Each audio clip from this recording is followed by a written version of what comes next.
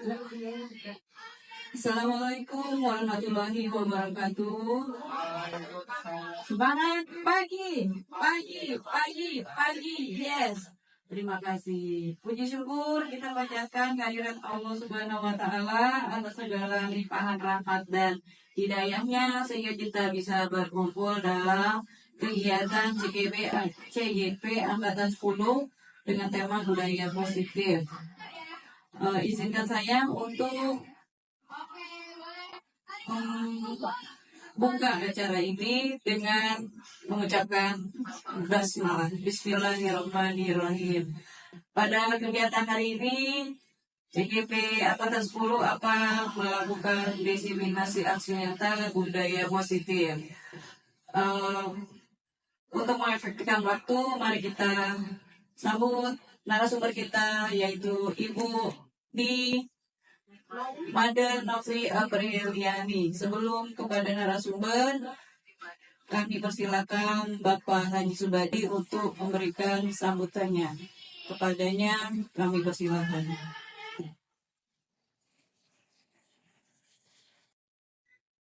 Baik, terima kasih Bu Linda.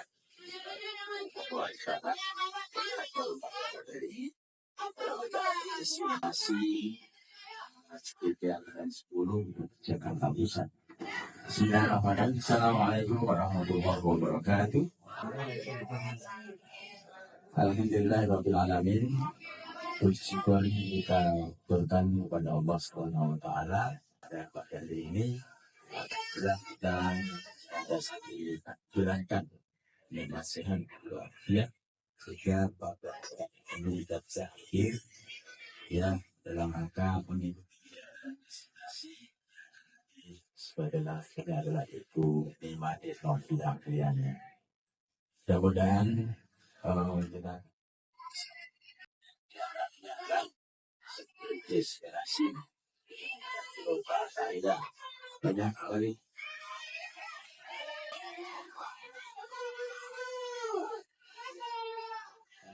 sangat sering juga kegiatan destinasi Pakarya dan nanti kegiatan lagi pembuatan video pembelajaran dan seterusnya itu adalah kegiatan sendiri perjuangan yang Bu Novi perjuangan untuk meraih kesuksesan ya sebuah perjalanan pasti dan pengorbanan walaupun dalam keadaan berkuat terus kemana-mana, tapi itu hal yang dan sebagai motivasi kita kesuksesan yang kedua itu nanti dibawa oleh Bu Novi bersama-sama ya. Jadi semangat Bu Novi yang untuk berubah.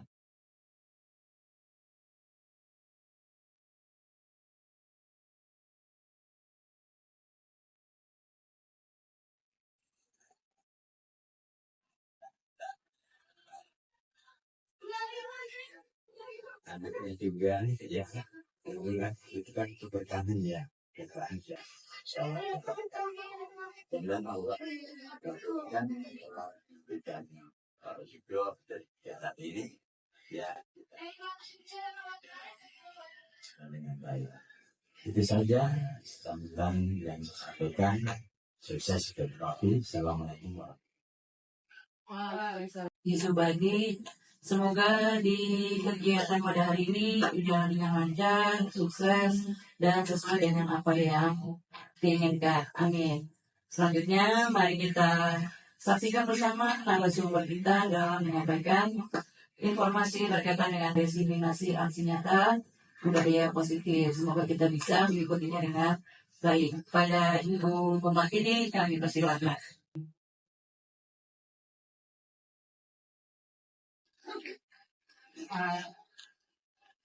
Terima kasih Bu Linda atas penyampaian kegiatan yang akan kita laksanakan bersama. Tak lupa terima kasih untuk Pak Haji Subadi selaku pimpinan sekolah sudah membersamai kami dalam memberikan kata sambutannya dalam kegiatan yang akan kami lakukan bersama saat ini.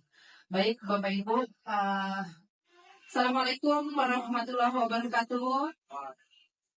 Selamat pagi, salam sejahtera, salam sehat, salam tetap semangat untuk kita semua.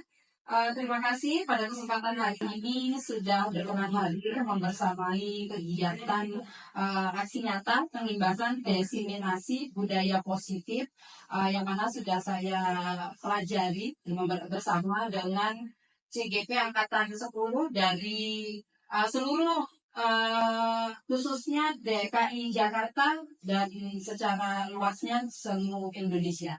Baik, Bapak Ibu, sebelum kita masuk ke dalam materi yang sudah kami pelajari dalam beberapa pekan terakhir, kalau kita bicara tentang disiplin atau budaya positif, yang tentunya ada di sekolah kita tercinta, Bapak Ibu, SMP Negeri 216 Jakarta, pastinya secara langsung ya Bapak Ibu, kita sudah menerapkannya kepada peserta didik kita.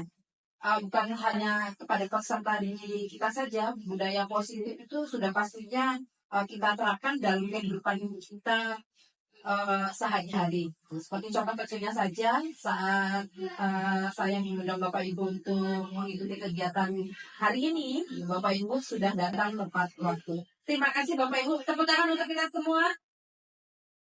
Oke, baik. Ini cover ya Bapak Ibu ya, bisa kita lihat.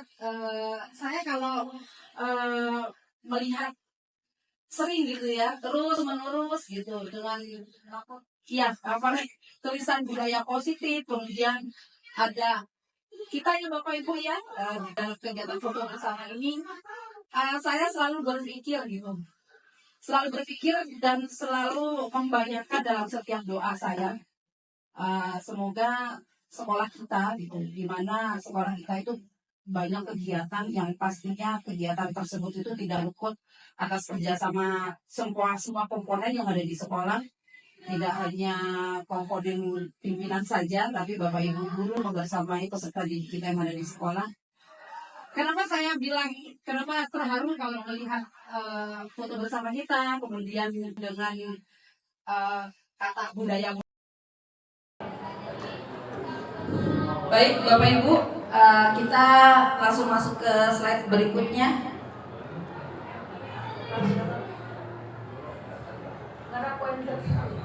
Bapak Ibu, kita saksikan bersama anak-anak kita kan hari ini sedang kegiatan class meeting ya.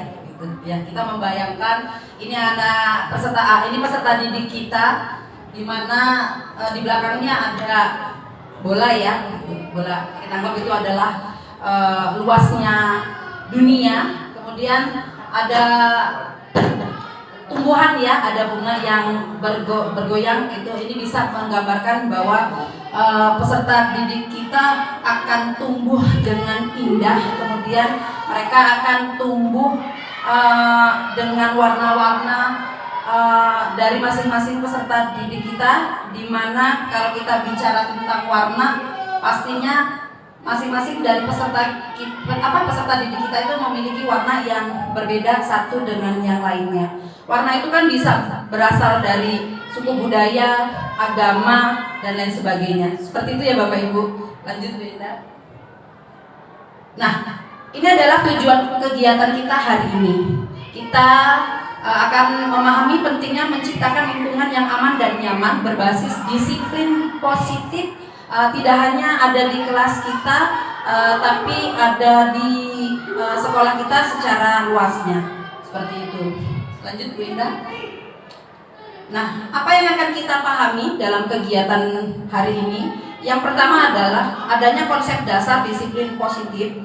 Kemudian yang kedua, adanya kebutuhan dasar manusia. Kemudian 5 posisi kontrol yang ada dalam diri kita. Kemudian nanti kita akan bersama bagaimana membuat keyakinan kelas. Dan yang terakhir adalah bagaimana kita melakukan segitiga restitusi kepada peserta didik kita. Secara umum ya Bapak Ibu. Oke. Disiplin itu adalah kepatuhan. Betul atau tidak Bapak Ibu? Iya, kalau kita bicara tentang disiplin, sepertinya kita membayangkan kita harus patuh terhadap sesuatu. Nah, yang terlintas dalam Bapak Ibu ketika mendengar kata disiplin apa Bapak Ibu? Kalau saya awalnya mendengar kata disiplin itu adalah sebuah rasa ketakutan. Karena kalau bisa bicara tentang disiplin, sepertinya saya terikat sebuah peraturan di mana saya harus mengikuti peraturan itu dengan sesuai gitu. Jadi saya munculnya awalnya adalah rasa takut gitu. Saya punya pengalaman saat dulu sekolah, Bapak Ibu. Saya bisa dikatakan siswi dulu ya, kalau sekarang mungkin mudah-mudahan sih tidak terjadi lagi dan saya sudah berubah. Saya meyakinkan bahwa saya berubah menjadi manusia yang disiplin gitu. Bapak Ibu, pengalaman saya dulu di bangku SMP, saya mengatakan bahwa diri saya sendiri itu tidak disiplin gitu ya. Jadi ini terjadi di lingkungan rumah saya gitu. Kebetulan saya 3 bersaudara itu kan perempuan semua. Orang tua kami itu mengajarkan bahwa kami itu harus menyelesaikan pekerjaan rumah, tapi konteksnya membantu ya Bapak Ibu, membantu orang tua gitu. Nah, kami bertiga putri-putri orang tua kami itu salah satunya yang paling bador ya, paling bandel gitu itu saya, 3 bersaudara gitu. Satu ketika saat orang tua kami berdagang ya gitu, orang tua kita dagang gitu. Jadi kami itu diberikan tugas, bahkan sudah membuat jadwalnya dari pukul berapa sampai berapa itu tugasnya si Nova gitu, pukul berapa sampai berapa itu tugasnya saya gitu ya. Nah, dalam satu kesempatan itu saya menyatakan bahwa berarti saya dulu nggak disiplin gitu. Saya tuh dikasih tugas nyuci piring. Nah, keluarga kami itu kan keluarga besar gitu, keluarga besar yang artinya kalau di Bali itu kan memang seperti itu ya Bapak Ibu ya gitu. Kondisinya adalah biasa satu pekarangan ada beberapa rumah gitu. Kita tinggal bersama adik dan kakak dari bapak saya gitu ya. Nah, dalam satu ketika karena kesempatannya adalah cucian piring saya sudah penuh, sudah numpuk, saya malas menyelesaikan cucian piring yang sudah menumpuk-numpuk tersebut gitu ya.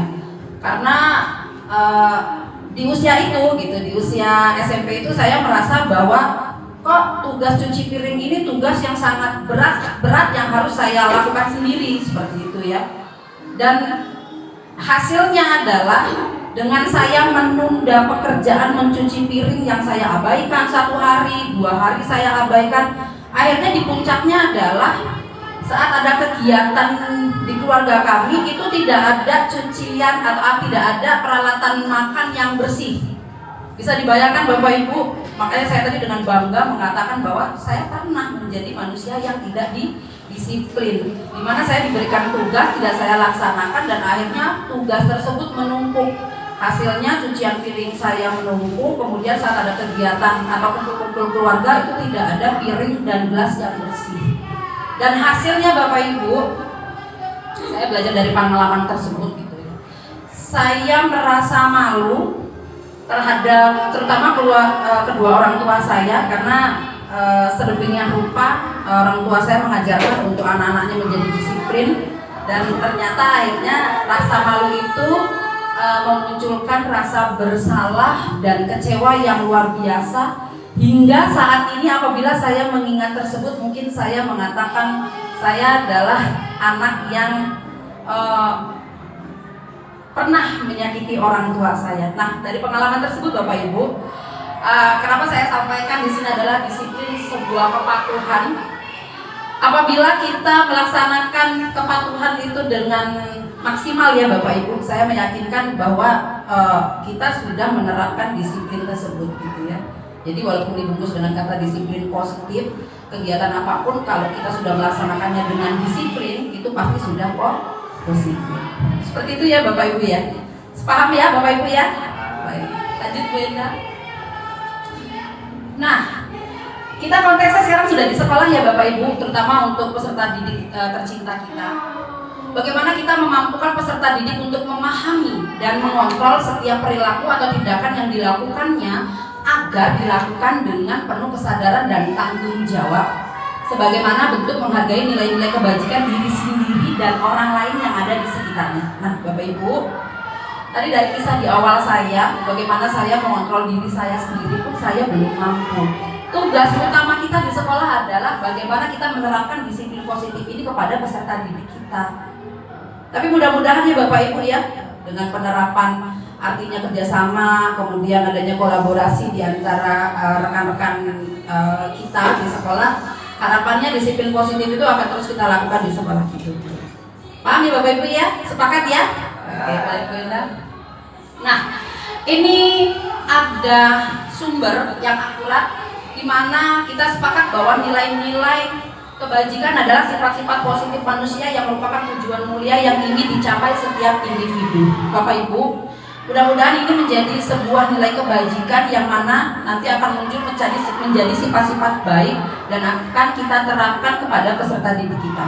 Nah, sumber yang saya dapatkan ini disampaikan oleh Diane Gosen pada tahun 1998. Beliau mengatakan bahwa mengemukakan nilai kebajikan yang diyakini seseorang, maka motivasi intrinsiknya akan terbangun sehingga menggerakkan motivasi dari dalam diri untuk dapat mencapai tujuan mulia yang diinginkan. Nah, tadi kita sudah sepakat ya Bapak Ibu bahwa nilai-nilai kebajikan itu akan muncul dari diri kita sendiri. Bagaimana nanti kita akan mengimplikasikannya ke bagian luar dari yang ada di sekitar kehidupan kita. Seperti itu ya Bapak Ibu ya. Kemudian kita bicara tentang 3 motivasi perilaku manusia. Ada 3 ya Bapak Ibu. 3 motivasi tersebut kita bagi menjadi ekstrinsik dan intrinsik, di mana muncul dari diri kita sendiri dan ada di sekitar kita atau dari bagian luar kehidupan kita. Yang pertama, motivasi dari luar atau ekstrinsiknya adalah untuk menghindari ketidaknyamanan atau hukuman, di mana seperti kita ya Bapak Ibu ya, gitu. Kalau kita merasa kita ada perbuatan kesalahan, kita kan sebisa mungkin ya atau maksimalnya pasti akan menghindari ketidaknyamanan atau hukuman atas apa yang sudah kita lakukan. Kemudian yang kedua, untuk mendapatkan imbalan atau penghargaan dari orang lain. Mohon maaf Bapak Ibu, ini pun terjadi pada diri saya sendiri gitu ya. Apabila kita melakukan kesalahan, kita kan berpikir kita selain menghindari hukuman, kita kan pasti berharap ada imbalan ya. Walaupun imbalan itu otomatis kan kalau kita sudah berbuat salah, kita akan sedikit gitu ya menghindari kata-kata kamu salah gitu ya. Tapi kita berharap bagaimana cara kita mendapatkan imbalan atau penghargaan dari orang lain, walaupun kita tahu bahwa kita salah, seperti itu ya. Kemudian dari diri sendiri, bagaimana menjadi orang yang mereka inginkan dan menghargai diri sendiri dengan nilai-nilai yang mereka percaya. Bapak Ibu, peserta didik kita dari masing-masing ragam budaya, ras dan lain sebagainya, mereka itu selalu ingin dihargai gitu. Seperti contohnya apabila kita memberikan tugas kepada peserta didik kita, kemudian kita memberikan kalimat ya gitu, kalimat ucapan selamat, saya merasakan bahwa peserta didik itu akan muncul rasa motivasi dari dirinya, di mana rasa motivasi yang muncul itu rasa ingin dihargai. Seperti itu ya Bapak Ibu ya gitu. Jadi tadi di awal saya sudah sampaikan bahwa di awal pertemuan kita tadi kita sudah melakukan disiplin positif, yang mana disiplin positif itu berasal dari diri kita sendiri. Seperti itu ya Bapak Ibu ya. Nah, itu adalah 3 motivasi manusia yang kita butuhkan. Kemudian Bapak Ibu, mari kita menjawab dalam hati atas pertanyaan dari ketiga motivasi tadi. Motivasi manakah yang saat ini paling banyak mendasari perilaku peserta didik kita yang ada di sekolah? Yang mana tuh kira-kira Bapak Ibu? Nah, jawaban itu bisa kita jawab salah satu contohnya dengan pertanyaan pemantik. Apa sih motivasi Bapak Ibu mengikuti webinar ini? Seperti itu ya. Mungkin ya saya kalau saya pribadi ya Bapak Ibu, waktu kegiatan CGP itu terus terang motivasi saya adalah karena saya diminta oleh atasan. Jadi secara garis besar kalau motivasi itu muncul dari diri sendiri mungkin sekian persen ya Bapak Ibu ya. Tapi untuk secara luasnya, eksternalnya itu karena kita juga ada tuntutan ya dari kedinasan, terutama melalui kepala sekolah gitu. Jadi motivasi yang muncul dari diri sendiri itu mungkin hanya berapa persen, tapi yang lebih besarnya gitu itu motivasi dari luar ya Bapak Ibu. Terima kasih. Kemudian sebagai seorang guru, saat Anda hadir mengajar di kelas tepat waktu, motivasi apakah yang mendasari tindakan Anda?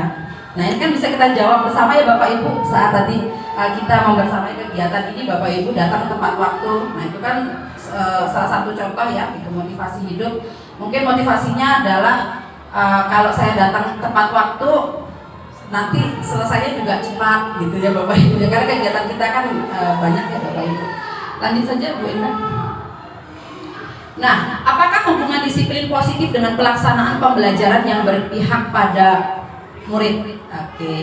Secara garis besar ya Bapak Ibu, ini adalah profil pelajar Pancasila yang ada di sekolah kita melalui kurikulum Merdeka. Kemudian bagaimana kita mewujudkan sekolah kita itu adalah sekolah yang aman, nyaman, dan menyenangkan. Nah, Bapak Ibu, saya sendiri merasakan bahwa sekolah kita itu adalah sekolah yang aman, nyaman, dan menyenangkan. Kita bisa menggambarkan dengan prestasi peserta didik kita yang setiap bulannya mungkin ya Bapak Ibu sepakat ya gitu akan muncul prestasi-prestasi, kemudian akan muncul kegiatan-kegiatan yang mana kegiatan tersebut itu tidak pernah sepi peminat. Seperti itu ya Bapak Ibu ya. Salah satu contohnya yang sekarang kita laksanakan bersama gitu ya. Hari ini pun ada kegiatan class meeting, peserta didik kita pastinya tidak ada yang berkurang ya Bapak Ibu ya. Mungkin kalau dihitung secara presentasi dalam satu kelas itu mungkin yang izin 1 atau 2 karena sakit dan lain sebagainya. Nah, kenapa saya menyampaikan dengan berani gitu bahwa semoga ya Bapak Ibu untuk selamanya sekolah kita adalah sekolah yang aman, nyaman, dan menyenangkan. Seperti itu ya Bapak Ibu. Oke, baik. Nah, Bapak Ibu, kita jawab bersama ya. Keyakinan kelas dan peraturan kelas adalah hal yang sama. Betul atau salah? Betul atau salah? Oke, kita lihat jawabannya bersama Bu Endah. Keyakinan kelas dan peraturan kelas adalah jawaban yang salah, yang sama. Berarti salah ya. Nah, artinya keyakinan kelas dan peraturan kelas itu memiliki definisi yang berbeda. Oke, selanjutnya Bu Endah. Nah, Bapak Ibu, keyakinan kelas berlandaskan nilai-nilai kebajikan dan prinsip universal. Setuju? Betul atau salah? Oke, kita lihat jawabannya. Iya, sepakat. Keyakinan kelas itu adalah berlandaskan universal ya Bapak Ibu. Nah, kita masuk ke materi kita yaitu adalah keyakinan kelas. Bapak Ibu, saya meyakinkan di setiap tahun ajaran baru ya Bapak Ibu, kita kan sudah membuat keyakinan kelas di setiap kelas yang kita ampu bersama ya Bapak Ibu. Walaupun di dalam proses perjalannya kegiatan pembelajaran, saya juga pernah melakukan perubahan keyakinan kelas saya. Padahal saya membuatnya sudah di tahun ajaran baru gitu ya. Nah itu sah-sah saja ternyata Bapak Ibu setelah saya mengikuti kegiatan CGP gitu ya. Ternyata apabila dalam kondisi tertentu keyakinan kelas yang sudah kita buat kemudian dalam proses pembelajaran akan diubah, itu disah-sahkan saja Bapak Ibu. Nah karena kembali lagi kita berada pada kodrat zaman yang berbeda dengan kodrat kita saat di bangku sekolah dulu. Gitu ya Bapak Ibu ya. Mengapa keyakinan kelas bukan peraturan kelas? Peraturan kelas. Nah ini pertanyaan yang pertama tadi ya Bapak Ibu. Keyakinan kelas adalah nilai-nilai kebajikan atau prinsip-prinsip universal yang dirumuskan, disepakati, dan ditaati oleh warga kelas. Nah, jadi kita sepakat ya Bapak Ibu ya. Karena saat kita membuat keyakinan kelas itu kita tidak bisa berdiri sendiri, kita tidak bisa menunjuk diri kita benar gitu. Kemudian anak-anak memberikan keyakinan kelas yang akan disepakati bersama, kemudian keyakinan kelas anak-anak itu salah, kan tidak seperti itu ya Bapak Ibu ya. Jadi kita sepakat keyakinan kelas itu berbeda dengan peraturan kelas. Itu ya Bapak Ibu. Baik. Keyakinan kelas yang kita yakini pertama adalah keyakinan kelas bersifat lebih abstrak daripada peraturan, di mana lebih rinci dan konkret.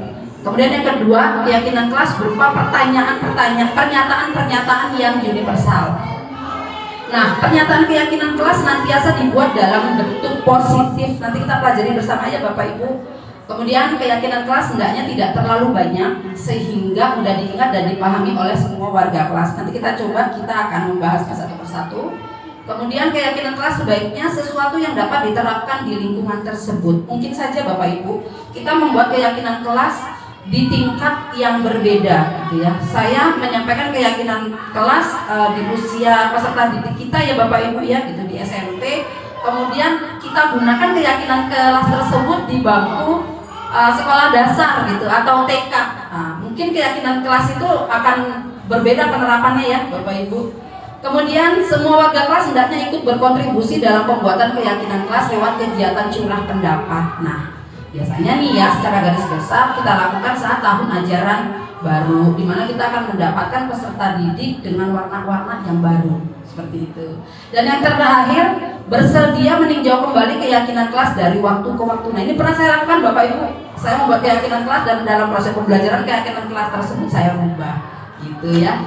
Baik, nah Bapak Ibu, kalau kita bicara keyakinan kelas dengan kebajikan kelas, belum Bu Endah? Balik lagi Bu Endah, yang pertama tadi yang kosong. Nah, ini ada 3 pertanyaan pemantik Bapak Ibu. Mungkin bisa muncul rasa-rasa kebajikan dari keyakinan yang mungkin kita lakukan di kehidupan kita sehari-hari ya Bapak Ibu. Mudah-mudahan sih keyakinannya memiliki nilai-nilai kebajikan yang positif. Yang pertama adalah saat kita menggunakan helm, menggunakan kendaraan bermotor, itu nilai-nilai kebajikan apa Bapak Ibu yang akan kita terima?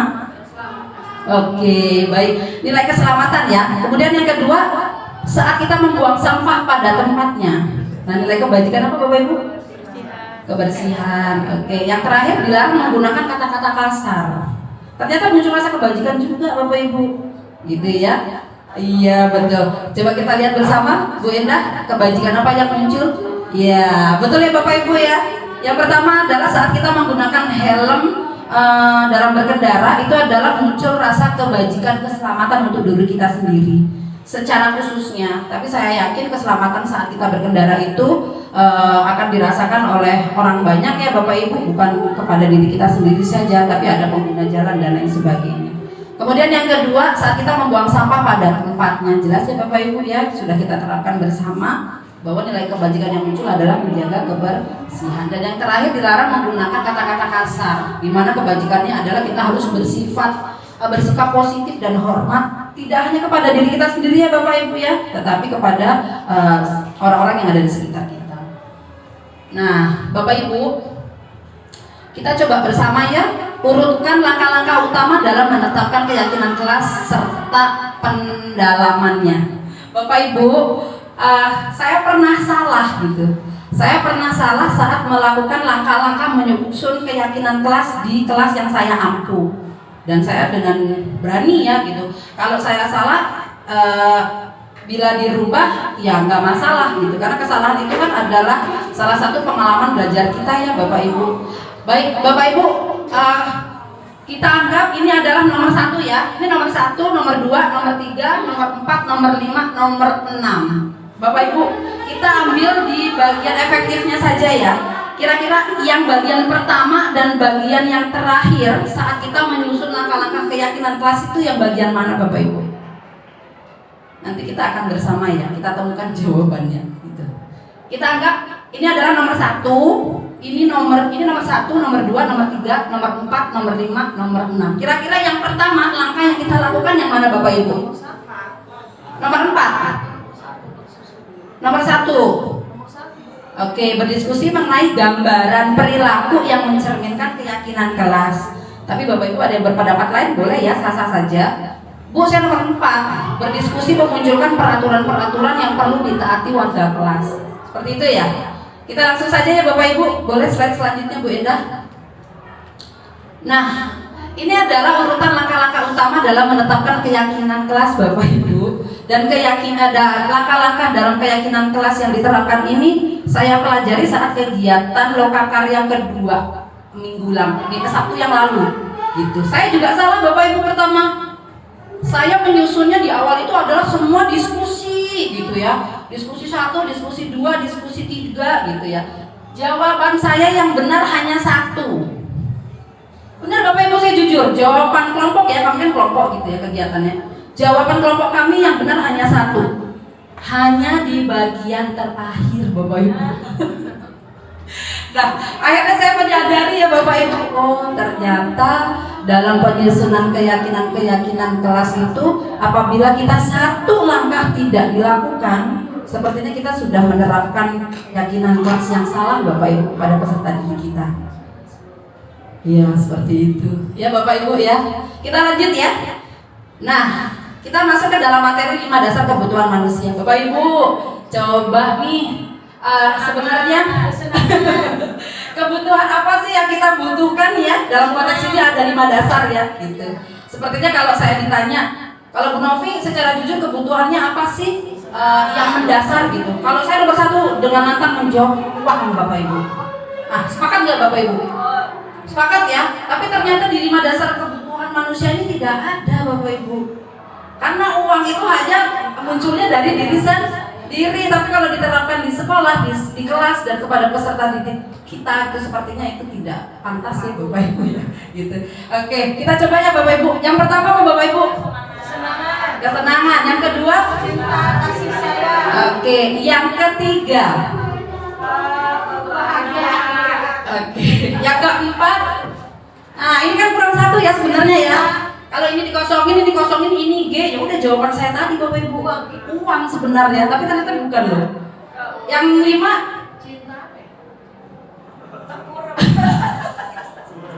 Yang terakhir apa Bapak Ibu? Kebutuhan dasar 5, kebutuhan dasar manusia, tengkurap loh. Saya juga butuh, tapi saat ini tidak bisa saya lakukan Bapak Ibu. Saya sebenarnya tipe orang kalau yang tidur harus tengkurap, tapi 9 bulan lebih saya nggak bisa tengkurap Bapak Ibu.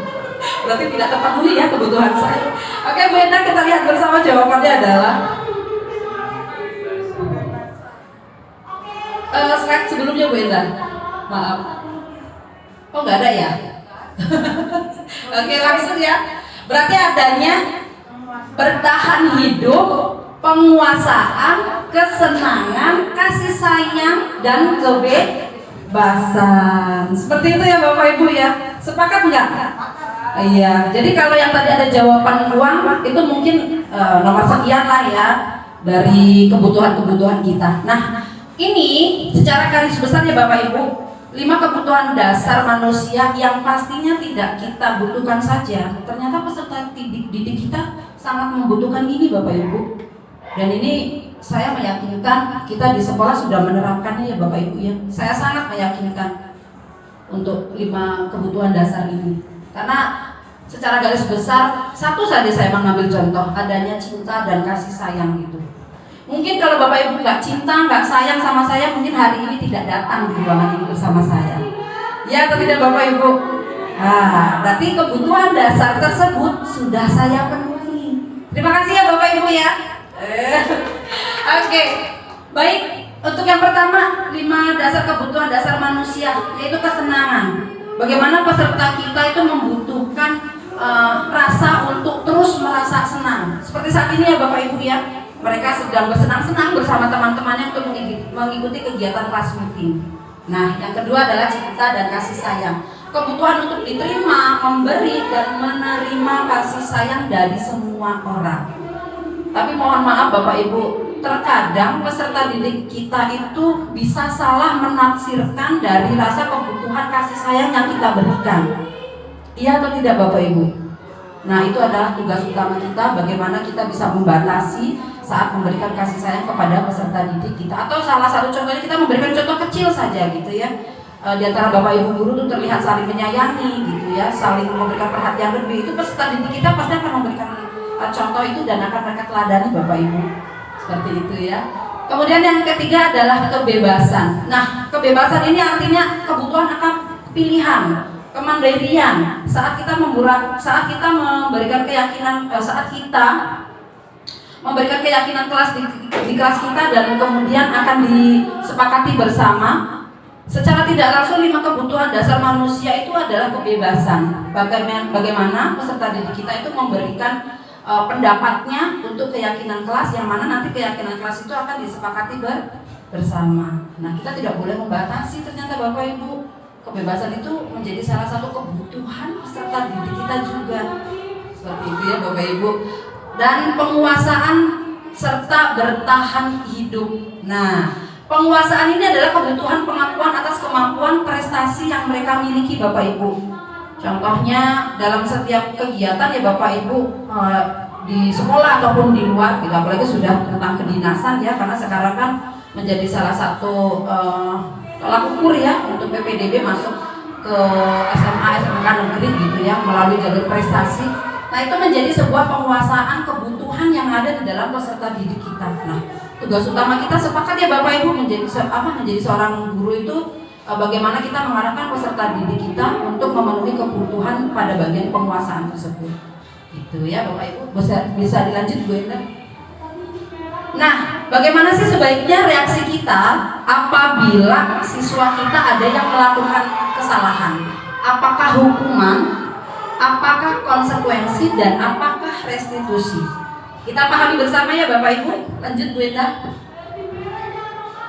Nah, salah satu contoh Bapak Ibu, apabila kita melakukan hukuman, itu ternyata masuk ke dalam identitas yang gagal, di mana akan berdampak negatif kepada peserta didik kita. Nah, sebaliknya, apabila kita melakukan disiplin di dalam identitas kesuksesan, itu akan muncul sifat yang netral dan bahkan akan muncul dampak positif kepada peserta didik kita. Nah, bisa lanjut Bu Enda? Nanti kita bahas bersama ya Bapak Ibu. Nah, ini berhubungan dengan 5 posisi kontrol saat kita menghadapi peserta didik kita yang sedang berdampak masalah ya Bapak Ibu. Kita mulai membuat pernyataan-pernyataan dengan kalimat-kalimat positif ya gitu. Kita berusaha membuat hal-hal penyampaian gitu ya melalui kata-kata dengan hal-hal yang positif gitu. Kita berusaha berpikir bahwa anak-anak kita tidak ada yang bersalah, tapi memiliki dampak rasa kesalahan tersebut gitu ya. Yang pertama adalah penghukum. Nah, yang kedua adalah pembuat rasa bersalah. Yang ketiga sebagai teman, dan yang berikutnya adalah sebagai pengamat. Dan puncaknya Bapak Ibu, apabila kita berhasil, kita memposisikan diri sebagai manajer. Kita punya perusahaan Bapak Ibu, kesannya kan perusahaan ya kalau manajer ya. Baik, lanjut Bu Enda. Nah, dalam posisi kontrol yang pertama sebagai seorang penghukum Bapak Ibu, seorang penghukum itu adalah bisa menggunakan hukuman fisik ataupun verbal. Orang-orang yang menjalankan posisi penghukum senantiasa mengatakan bahwa sekolah memerlukan sistem atau alat yang dapat lebih menekan siswa-siswa lebih dalam lagi. Guru-guru yang menerapkan posisi penghukum akan berkata, nah ini Bapak Ibu, saya pun akhirnya setelah mempelajari kegiatan CGP gitu ya, ternyata saya pernah melakukan itu gitu ya. Nah, ini salah satu contoh kalimat yang terucap saat kita menjadi posisi kontrol penghukum Bapak Ibu. Patuhi aturan saya atau awas. Nah, itu yang pertama. Kemudian kalimat kedua, kamu nih selalu saja salah gitu ya. Kemudian yang terakhir adalah pasti selalu yang terakhir selesai. Nah, ternyata Bapak Ibu, kalimat yang mungkin kita rasa kalimat biasa saja, saat kita ucapkan itu menjadi posisi kontrol kita sebagai seorang penghukum kepada peserta didik kita. Seperti itu ya Bapak Ibu ya. Saya sendiri pernah melakukannya, tapi bersama ya Bapak Ibu, mudah-mudahan kita tidak akan melakukannya bersama lagi. Gitu ya. Oke, lanjut Bu Enda. Kemudian pembuat merasa bersalah. Pada posisi ini biasanya guru akan bersuara lebih lembut. Pembuat rasa bersalah akan menggunakan keheningan yang membuat peserta didik merasa tidak nyaman, bersalah, dan rendah diri. Bagaimana nih Bapak Ibu? Lemah lembut, tapi ternyata kalimat yang kita sampaikan itu membuat rasa bersalah peserta didik kita. Ini saya berikan salah satu contoh kalimatnya. Dan pernah saya lakukan Bapak Ibu, saya jujur saya pernah melakukannya. Ibu sangat kecewa sekali dengan kamu, gitu ya. Lemah lembutnya Bapak Ibu yang kita sampaikan ya, gitu. Atau berapa kali sih Bapak harus memberitahu kamu? Lembut ya Bapak Ibu ya. Kesannya kayak kita tuh nggak marah gitu ya. Kemudian gimana coba kalau orang tua kamu tahu kamu berbuat seperti ini? Nah, ternyata Bapak Ibu, kalimat yang kita rasa tidak ada efeknya gitu ya, karena kita menggunakannya dengan bahasa lemah lembut. itu membuat kita menjadi posisi kontrol, merasa bersalah kepada peserta didik kita. Nah, gitu ya Bapak Ibu ya. Oke, lanjut yang ketiga. Nah, ini sebagai teman. Kalau sebagai teman sih saya rasa semua Bapak Ibu guru pasti sudah ya melakukan posisi kontrol tersebut ya. Tapi ternyata kita perhatikan bersama Bapak Ibu, pada posisi ini tidak akan menyakiti murid, namun akan tetap berupaya mengontrol murid melalui persuasi. Ada kata persuasinya Bapak Ibu ya, mengajak, mempengaruhi gitu ya. Posisi teman pada guru bisa negatif atau positif. Nah, ini satu contohnya kalimat yang mungkin saja kita pernah lakukan ya, tapi tanpa disengaja Bapak Ibu, karena kita berpikir juga ternyata menjadi teman untuk peserta didik kita, kalau kita tidak bisa mengontrolnya itu bisa berdampak negatif bahkan positif ya Bapak Ibu ya. Ayo bantulah demi Bapak gitu ya. Kemudian yang kedua, ayo ingat tidak bantuan Bapak selama ini. Kita mungkin ya Bapak Ibu ya, karena kita kan merasa posisi kontrol kita sebagai teman gitu. Kemudian yang terakhir, ya sudah kali ini nggak apa-apa, nanti ibu bantu bereskan. Nah ternyata posisi kontrol sebagai teman ini juga bisa berdampak negatif ya Bapak Ibu ya terhadap peserta didik kita. Oke, selanjutnya Bu Enda. Sebagai pemantau Bapak Ibu, artinya kita mengawasi. Pada saat kita mengawasi, kita bertanggung jawab atas perilaku orang-orang yang kita awasi, terutama peserta didik kita ya. Kemudian mungkin melalui kalimat ini ya Bapak Ibu secara garis besar mungkin saya pernah menjadi posisi kontrol pemantau gitu ya. Melalui kalimat seperti ini, apa yang telah kamu lakukan? Seperti itu ya. Atau sanksi atau konsekuensi apa nih setelah kamu melakukan ini gitu ya. Ternyata itu adalah kalimat posisi kita menjadi pemantau kepada peserta didik kita. Salah nggak Bapak Ibu? Nggak salah Bapak Ibu. Semua posisi kontrol itu tidak ada yang salah. Tapi secara garis besarnya Bapak Ibu ya, ini adalah posisi kontrol kita yang terakhir Bu Enda, mohon maaf. Posisi kontrol yang mudah-mudahan bisa kita lakukan bersama ya Bapak Ibu, yaitu posisi manajer. Ya, dimana posisi terakhir ini adalah saat kita berbuat sesuatu bersama dengan murid, kemudian mempersilahkan murid mempertanggungjawabkannya, kemudian kita mendukung agar dapat menemukan solusi atas permasalahannya sendiri. Nah, Bapak Ibu, di sini penekanannya bukan pada kemampuan membuat konsekuensi, tapi kita dapat berkolaborasi dengan murid bagaimana memperbaiki kesalahan yang ada. Ya, oke. Nah, ini Bapak Ibu yang kita bisa sampaikan. Berarti kalau saya sudah melakukan ini, berarti saya ada di puncak posisi teratas. Kita sudah mampu menjadi manajer terhadap peserta didik kita. Ini ada beberapa penggalan kalimat. Dan saya meyakinkan kita sudah ya Bapak Ibu ternyata melakukannya kepada peserta didik kita. Yang pertama adalah baik apa yang akan kita yakini. Kita kembali lagi, kita mengingatkan, kita menggunakan benteng ya Bapak Ibu atas keyakinan kelas yang sudah kita buat di kelas gitu. Kita sampaikan ke peserta didik kita saat peserta didik kita berdampak masalah tersebut gitu ya. Apa yang akan kita yakini? Kita ingatkan terus dan terus gitu. Ingat nggak keyakinan kelas yang kita buat bersama? Nah seperti itu ya Bapak Ibu, ternyata itu ada di puncak kontrol. Kemudian yang kedua belum maaf. Dan yang kedua adalah, nah apakah kamu meyakininya? Gitu ya. Kita terus meyakini bahwa, nah ingat benteng kita adalah kita sudah membuat keyakinan bersama dan sudah kita sepakati, gitu ya. Kemudian jika kamu meyakininya, apakah kamu bersedia memperbaikinya? Nah seperti itu. Kemudian jika kamu memperbaiki ini, hal ini menunjukkan apa tentang dirimu? Kita pancing Bapak Ibu, kita terus berikan pertanyaan-pertanyaan positif, yang mana jawabannya nanti akan dijawab oleh mereka sendiri, bukan kita yang memberikan jawabannya. Gitu ya. Kita memberikan jalan untuk menemukan solusi dengan pertanyaan-pertanyaan, tapi yang memberikan jawaban adalah peserta didik. Itu sulitnya luar biasa Bapak Ibu. Iya atau tidak Bapak Ibu? Itu sulitnya luar biasa. Seperti itu ya. Nah, saya punya pengalaman nih Bapak Ibu, peserta didik saya gitu ya. Kemudian ya kembali lagi ya Bapak Ibu, kita harus punya kerjasama, kita harus punya kolaborasi. Makanya saya ucap terima kasih kepada Bapak Ibu guru yang ada di sekolah ini, Bapak guru pelajaran gitu ya, Bapak Ibu guru yang bertugas tambahan menjadi guru wali kelas ataupun guru BK gitu ya.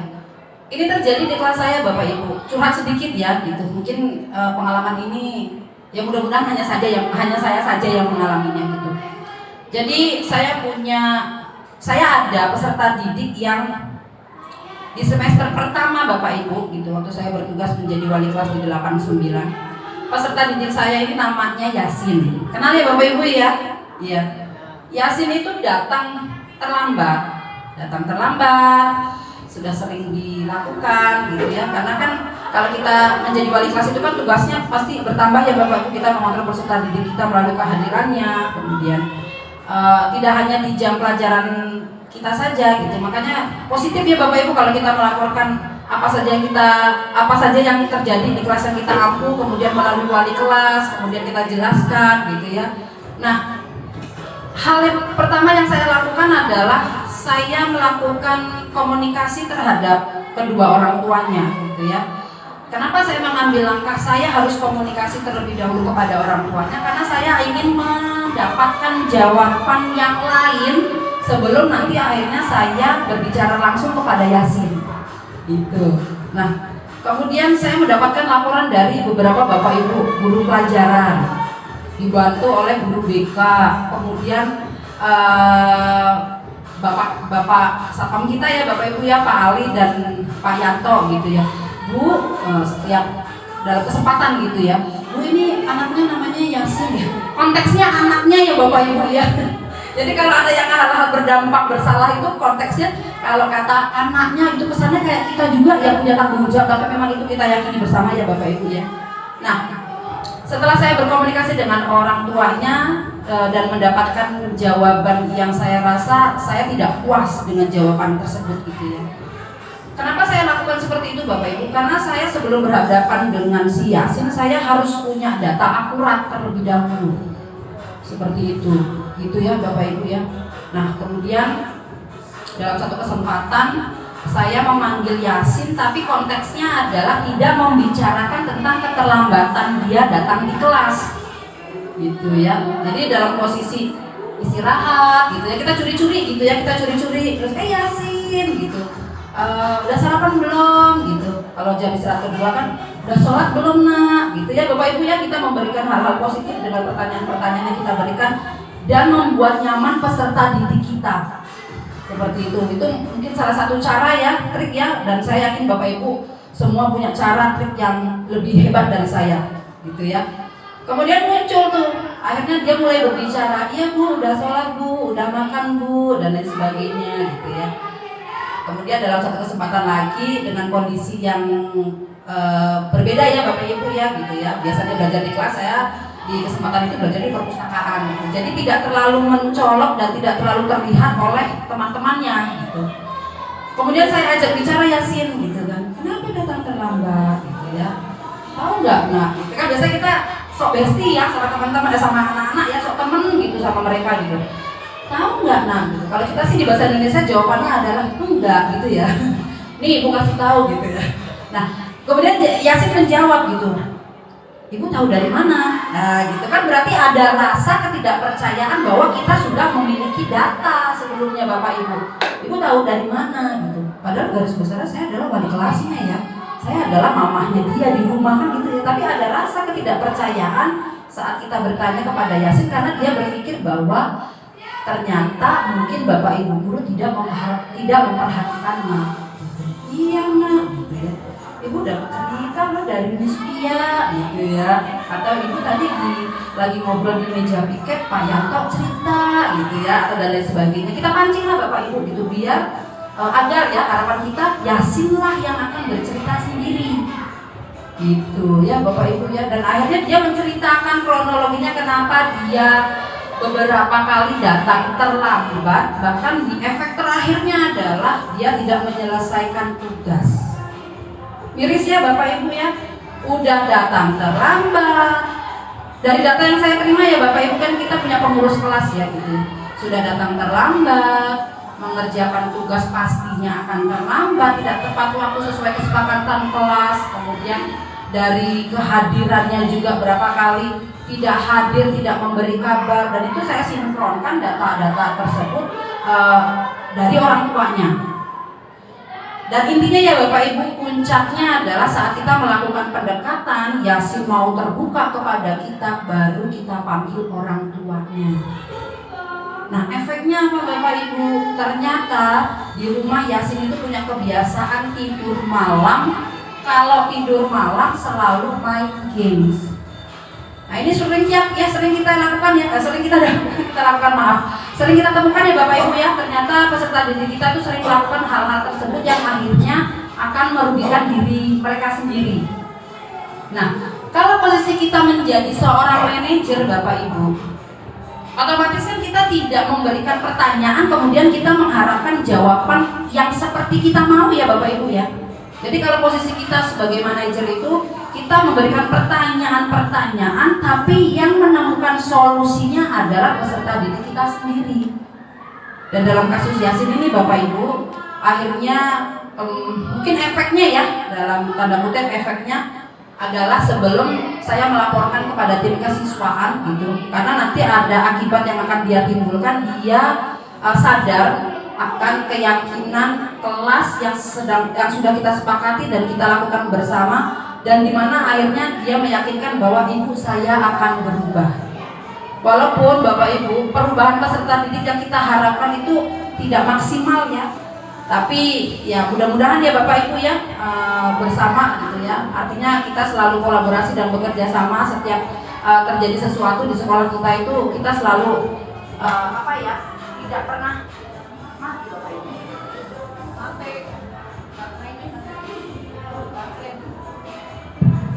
Iya, kita tidak pernah sembunyi-sembunyi ya Bapak Ibu ya. Untuk hal apapun kita selalu terbuka, dan itu luar biasa seperti itu ya. Boleh lanjut Bu Enda? Sudah, lanjut aja lagi. Nah, ini Bapak Ibu puncak dari kegiatan desiminasi disiplin positif pada hari ini. Bagaimana kita melakukan segitiga restitusi, di mana kita melakukannya saat kita mendapatkan peserta didik kita yang berdampak kesalahan. Gitu ya Bapak Ibu ya, kita mulai berubah sedikit demi sedikit kalimat-kalimat, di mana kalimat-kalimat tersebut apabila kita melontarkannya dengan kalimat positif, kita harapannya juga hasilnya pasti positif ya Bapak Ibu ya. Ini adalah segitiga restitusi. Nah, segitiga restitusi ini kita gunakan saat kita mendapatkan peserta didik yang berdampak masalah Bapak Ibu. Bagian-bagian terakhir Bapak Ibu. Yang pertama adalah bagaimana kita melakukan validasi tindakan yang salah. Kemudian yang kedua menstabilkan identitas, dan yang terakhir adalah menanyakan keyakinan. Bapak Ibu, seperti yang saya sampaikan tadi, saat kita melakukan keyakinan kelas itu harus sering ya, nggak boleh bosan tuh Bapak Ibu, kita nggak boleh bosan, kita nggak boleh capek, kita harus tetap tawakal, sabar, dan ikhlas untuk terus-terus melakukannya. Nah, bagaimana cara kita menggunakan segitiga restitusi ini Bapak Ibu? Apakah ada cara yang lebih efektif untuk mendapatkan apa yang kita butuhkan? Kemudian apakah setiap orang pasti pernah melakukan kesalahan? Dan apakah satu-satunya anak kita saja yang pernah melakukan tersebut? Bahkan yang terakhir adalah kita terus bertanya dan meyakinkan keyakinan kelas apa saja yang sudah kita sepakati di kelas. Biarkan mereka mengalir menjawabnya dengan sendiri. Seperti itu ya Bapak Ibu ya. Lanjut Bu Enda. Nah, restitusi. Bagaimana kita mengajak peserta didik kita untuk berefleksi tentang tindakan yang telah dilakukan dan memperbaiki diri sehingga ia menjadi pribadi yang lebih baik dan menghargai dirinya.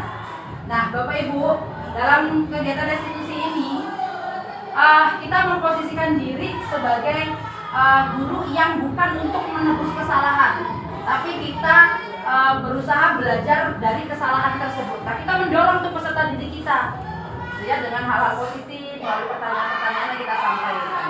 Kemudian kita mendorong peserta didik untuk memperbaiki hubungan. Nah, hubungan ini mungkin terkait dengan pembelajaran ya Bapak Ibu ya, kalau di kelas kita atau di sekolah kita. Kemudian yang ketiga, kita memberikan tawaran tapi tidak memaksa, gitu ya. Dengan pertanyaan-pertanyaan pemantik Bapak Ibu yang ujung-ujungnya nanti solusi itu akan mereka berikan sendiri, gitu ya. Kemudian kita mencari kebutuhan dasar apa atas tindakan-tindakan yang mereka inginkan. Seperti itu ya Bapak Ibu ya. Kemudian kita harus fokus pada karakter dari solusi dan tidak fokus kepada tindakan apa dari yang sudah mereka lakukan, gitu ya. Nah, Bapak Ibu, ini kata yang terakhir sepertinya saya sulit melakukannya gitu. Bagaimana kita mengembalikan peserta didik yang berbuat salah pada kelompoknya? Gimana tuh Bapak Ibu?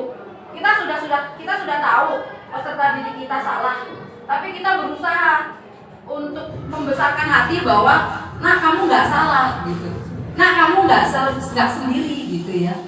Bahkan ternyata saya juga pernah melakukannya gitu. Ibu dulu pernah salah juga ya, tapi ternyata efek atau dampak yang mereka dapatkan adalah mereka merasa bangga gitu ya, rasa senang. Ibu juga pernah salah kok gitu. Bahkan kalimat yang terlontar nih anak zaman sekarang, oh ibu ternyata pernah bandel juga ya. Padahal kan itu bukan jawaban yang kita minta ya Bapak Ibu. Nah itu tugas kita Bapak Ibu, ternyata berat Bapak Ibu. Tapi mudah-mudahan ya kita akan terus berusaha. Lanjut Bu Ita. Nah Bapak Ibu, ini kita sudah di bagian terakhir ya. Dalam penerapan program disiplin positif, hendaknya guru memiliki standar kepribadian, profesional dan sosial yang baik, di mana seorang guru mampu merefleksikan dirinya dalam posisi kontrol dan bagaimana perjalanan dirinya sebagai among. Ini puncaknya ya Bapak Ibu, saat kita menjadi seorang manajer yang menuntun siswa-siswa kita menjadi insan mandiri, merdeka dan bertanggung jawab. Bapak Ibu, saya meyakinkan tugas kita menjadi seorang guru dengan beberapa tahapan yang sudah kita pelajari bersamanya tadi Bapak Ibu gitu. Saya rasa kalau kita sendiri itu tidak akan mampu Bapak Ibu. Sepakat atau tidak Bapak Ibu? Nah, makanya tadi saya sampaikan, saya sangat bangga, saya sangat senang gitu ya, dimana di sekolah kita ini dalam kegiatan hal apapun Bapak Ibu kita selalu bersama gitu ya. Kita memiliki rasa kasih sayang, kita memiliki rasa tanggung jawab, kita punya rasa bekerja sama yang tinggi, dimana ya semua kegiatan yang kita lakukan itu untuk peserta didik kita ya, mudah-mudahan membawa keberkahan dan menambah amal ibadah kita ya Bapak Ibu. Oke, baik Bapak Ibu, yang terakhir. Nah, ini adalah ucapan terima kasih saya Bapak Ibu dalam kegiatan ini. Saya meyakini kalau saya sendiri pastinya tidak akan mendapatkan kesuksesan ya Bapak Ibu. Nanti kedepannya kita akan terus bersama bagaimana kita memberikan pelayanan yang terbaik kepada peserta didik. Karena sudah jelas ya Bapak Ibu ya, kalau kita bicara tentang kesalahan peserta didik, saya yakin di semua sekolah juga pasti ada gitu. Dan saya sering ingatkan ya, bukan mengingatkan diri sendiri gitu ya, ingat ya, kamu melangkahkan kaki keluar dari rumah, kamu menuju ke sekolah. Sekolah itu adalah tempat masalah gitu ya. Tapi bagaimana kita memposisikan diri Bapak Ibu saat kita menghadapi masalah-masalah tersebut dengan ada 5 kebutuhan dasar manusia, kemudian ada 5 kontrol diri kita sebagai guru, kemudian bagaimana kita menerapkan disiplin positif melalui segitiga restitusi. Seperti itu ya Bapak Ibu. Sepakat Bapak Ibu? Oke, tepuk tangan untuk kita semua Bapak Ibu. Baik, terima kasih. Sekian yang dapat saya sampaikan. Mohon maaf lebih kurangnya apabila ada kata salah dan perbuatan serta pelayanan saya Bapak Ibu saat menyampaikan materi dalam diseminasi aksi nyata pengimbasan disiplin positif yang sudah saya pelajari beberapa pekan yang lalu dalam kegiatan Lokakarya dan kegiatan-kegiatan lainnya yang ada di pendidikan guru penggerak. Terima kasih. Sekian saya tutup. Wassalamualaikum warahmatullahi wabarakatuh. Terima kasih. Salam sehat, salam sejahtera, salam semangat untuk kita semua. Terima kasih Bu Eda.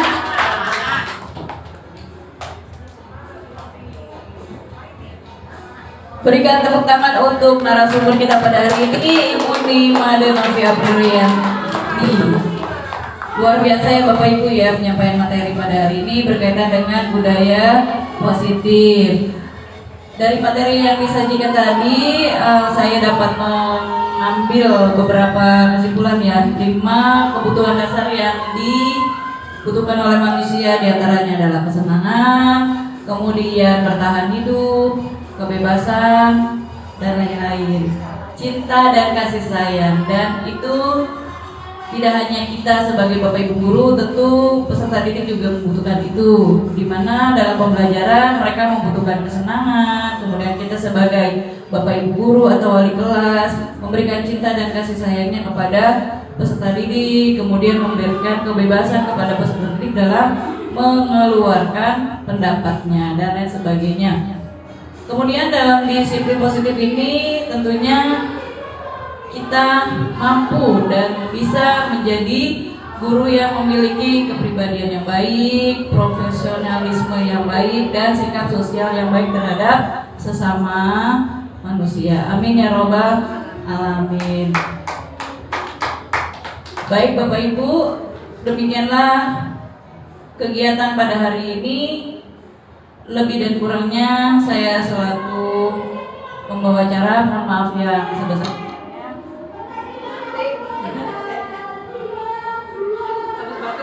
Ya, karena yang sempurna itu hanya milik Allah, sedangkan yang kekurangan itu adalah kita sebagai manusia. Kita tutup kegiatan pada hari ini dengan membaca hamdalah alhamdulillahirabbil alamin. Tepuk tangan untuk Ibu Novi. Oke, baik Bapak Ibu, terima kasih. Sampai ketemu lagi di lain waktu. Wassalamualaikum warahmatullahi wabarakatuh. Ya, foto bersama ya Bapak Ibu.